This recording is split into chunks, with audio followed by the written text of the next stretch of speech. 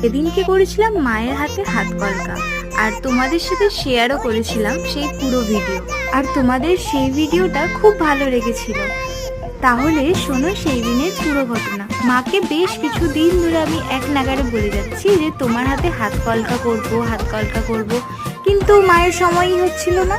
আর সেই দিনকে মায়ের একটু শরীরটা খারাপ ছিল, মা তাই রেস্টই নিচ্ছিল।